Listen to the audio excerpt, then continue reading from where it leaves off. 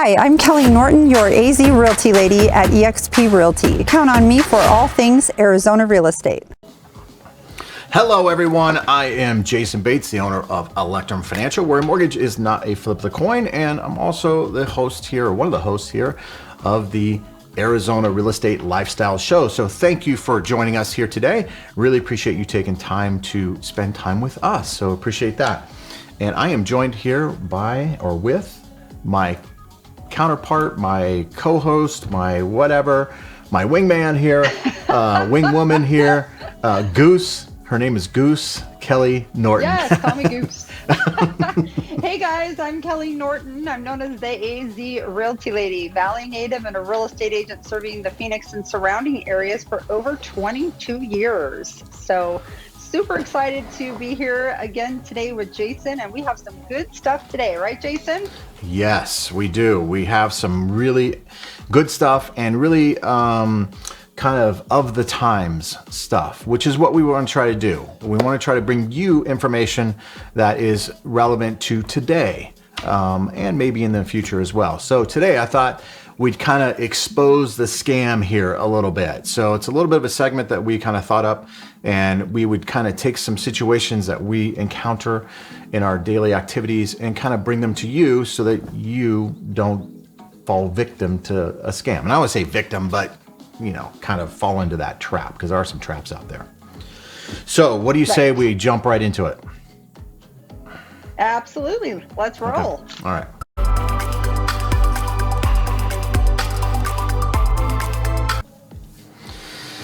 Okay, so what is this scam here? And I use that word scam, it's kind of loosely used or whatever, but we're going to talk about builders today. We're going to talk about builders, home builders here in the Valley. They're desperate for business, right? They wouldn't even talk to you, right? Just not too long ago, Kelley, right? Exactly. Yeah. A lot of builders were trying to incent the buyer to not have a realtor representing them, protecting them, so they wouldn't pay for the real estate fees. To me, that's kind of a red flag, right? Yeah.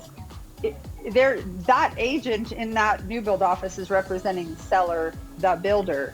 So in Arizona, the seller is typically the one that is paying the commission. So the builders are paying the commissions.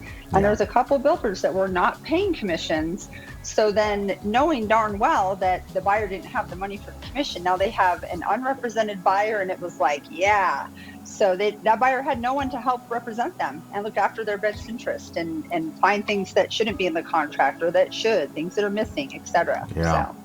Man, how times have changed, right? I mean, it wasn't that even that long ago where builders were building the house and saying, take it or leave it.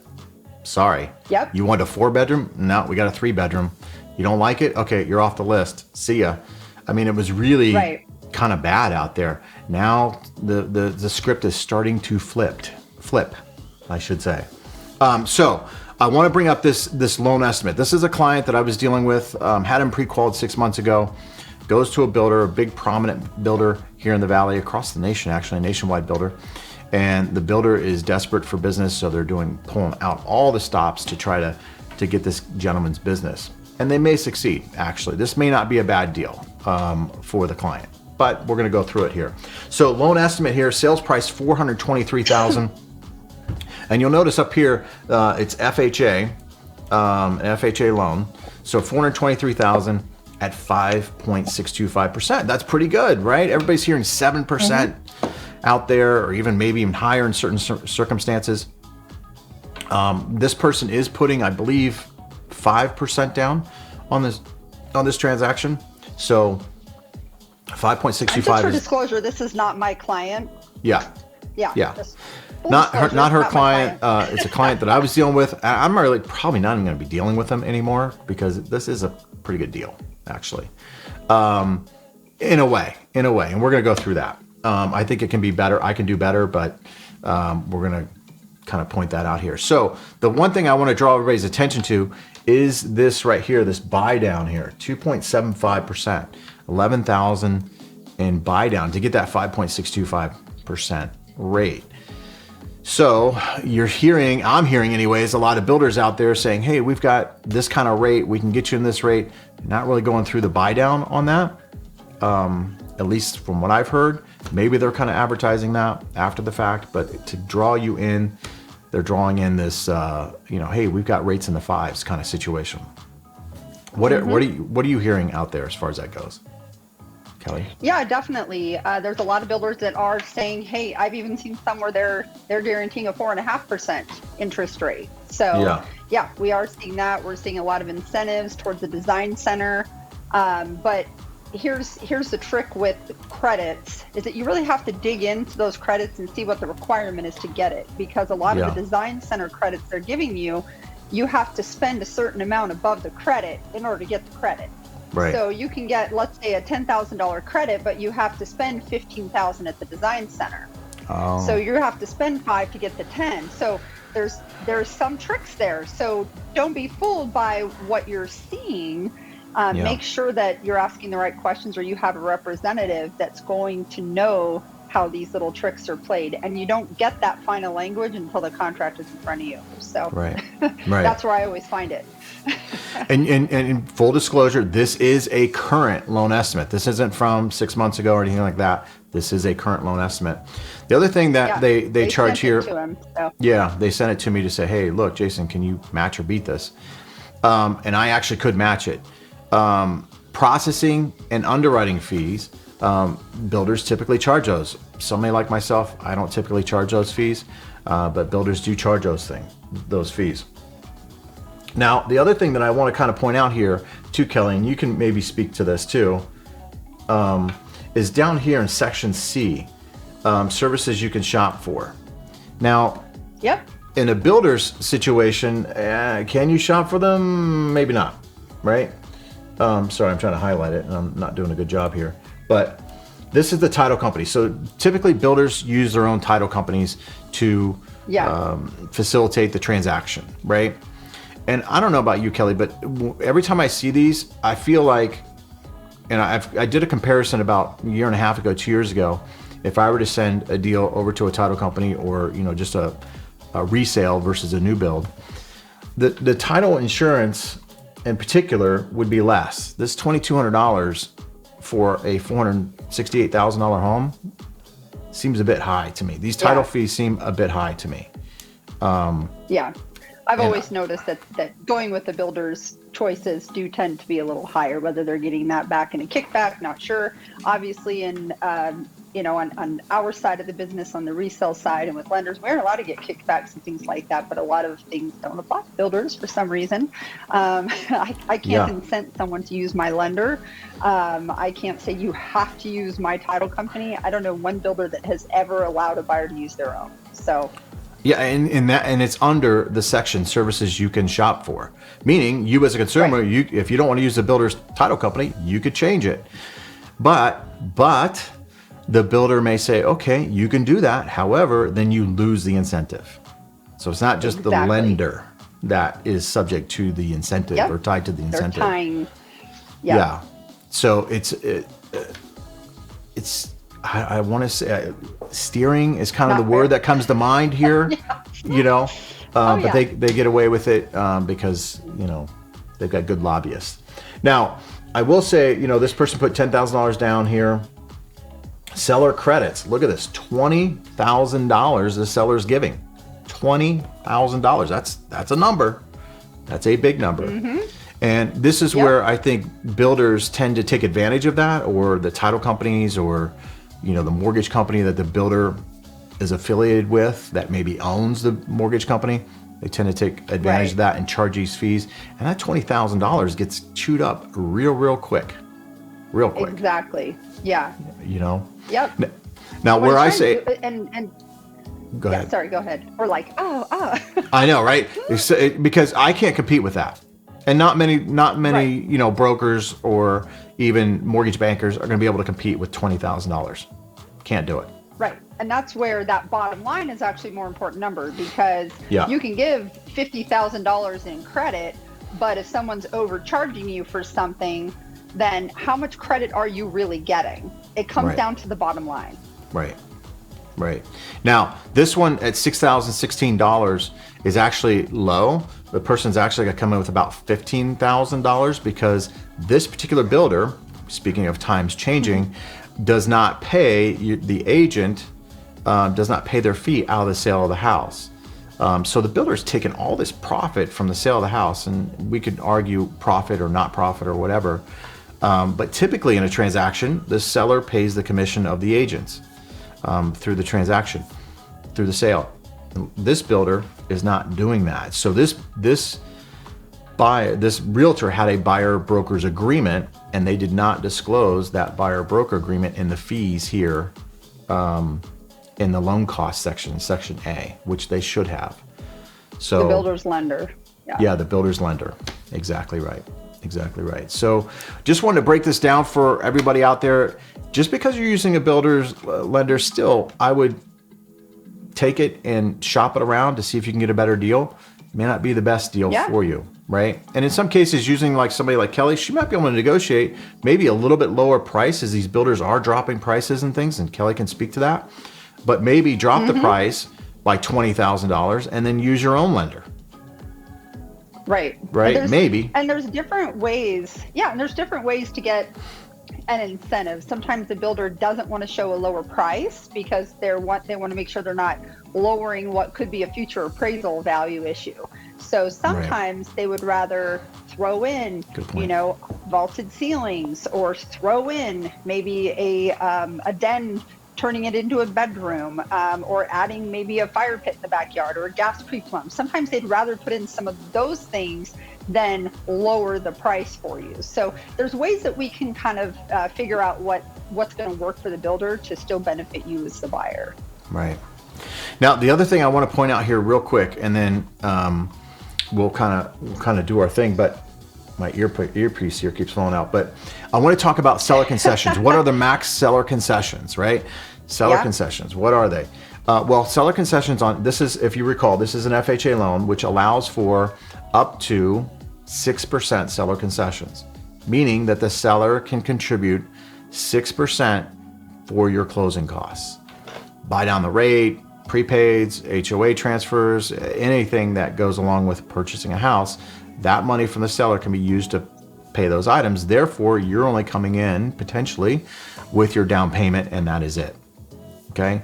Now, conventional, on FHA, on conventional, the rule of thumb, and most people think it's 3%. Everybody kind of goes by 3%, and when you put an offer into a seller, it's 3%. However, not many people know here, and I want to bring up the guideline here for you.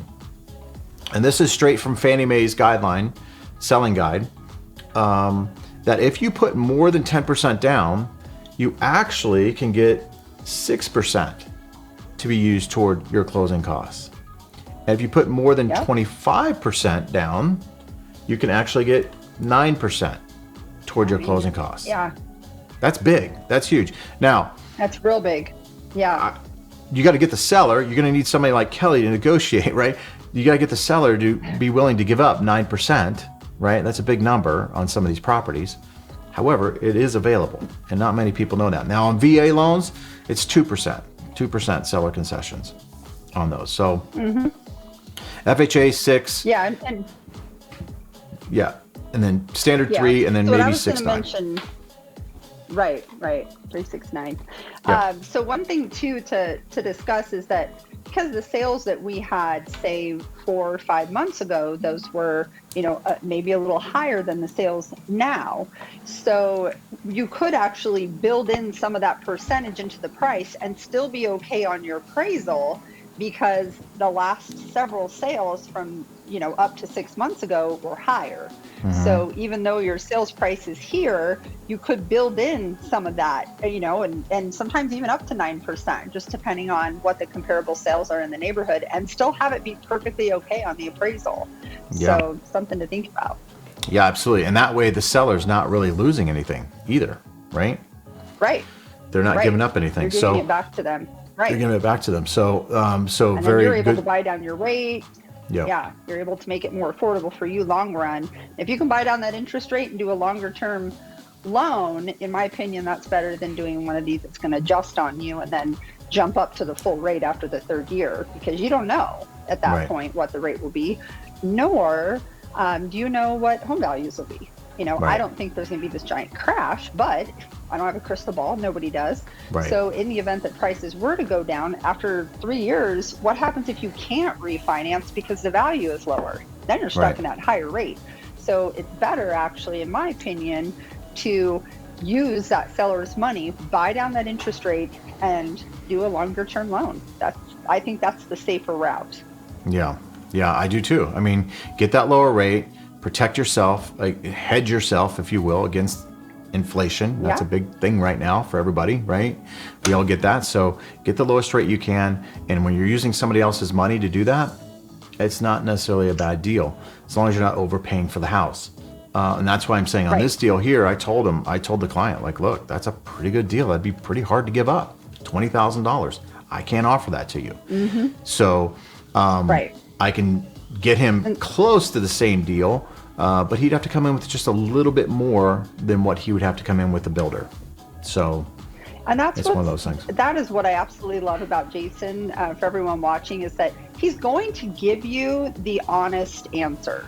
So, and that's why he and I mesh so well together, because we're really wanting to look out for what's best for the client, not for what's best for padding our pocketbook. And that's where having someone take a look at stuff that a builder's offering, or having representation on a transaction for a new builder, is great, because we do have your back, and ultimately we want what's best for you. And if we, if Jayson can't offer the best deal, he'll tell you that, and he'll say, like he's telling to this, you know what, I can get close, but I can't beat it. So you're better off going with what you have. And that's, that's awesome. That's looking after that person's best interest. So kudos. Absolutely. It's fair. You the bomb. It's a fair deal. Hey, I wanted to bring up too, I don't know if you've heard this. I think we talked about this earlier in the week or last week. And it's a little bit of a warning to everybody out there, especially agents who may be watching or listening or whatever. With this contraction that's kind of happening, fewer deals happening, a lot of title companies are having what I'm hearing, some maybe financial issues. So I had an agent who reached out to me and said his commission check after he closed on the house for the client had bounced. Not good. So that brings PTSD from 2008 back to a lot of people. Yeah, sure does. Yeah. So fair warning out there: be careful. Talk to your title companies. If you're selling your house, make sure you're getting with a reputable title company. This title company is actually pretty reputable. I don't know how you change that. You're not going to ask for the title company's financials, right? That'd be kind of hard to get. So I don't know how you'd protect yourself against that, but do be aware of this and ask questions up front. Is this transaction you go through? I have actually asked for them to prove, for a title company to prove before that they were financially stable. So it can happen. I did, because it was for one of my clients, and they kept countering a title company, and and we were in this other market back, when it was a crash market. Like, hey, you know what? I don't even know this title company. So we left that, burden of proof onto the title company. Said, hey, show us that you're stable, because my client does not want to put this earnest money there and have everything going on and not have a deal and lose all the funds. So so you can actually get some info from them. Okay, good to know. So do that if you're out there. So I think that's all I got this week. This week was kind of a weird kind of week. We've got inflation data coming out today. That came out not good. So we haven't had a pivot yet. So as far as the rates go, I don't know that rates are going to come down anytime soon, but we can buy down the rate. There are other alternatives out there, other programs. So reach out to me. I'd like to go over those programs and those alternatives for you, or with you, to see if it fits your situation. So yeah, absolutely.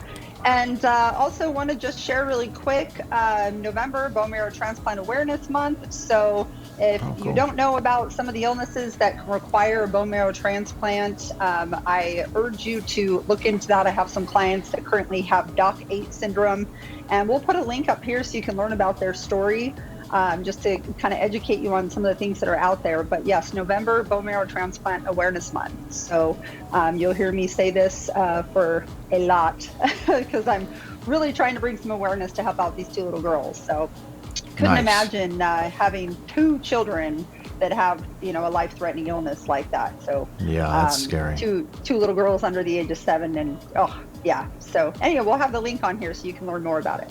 Yeah, so check that out.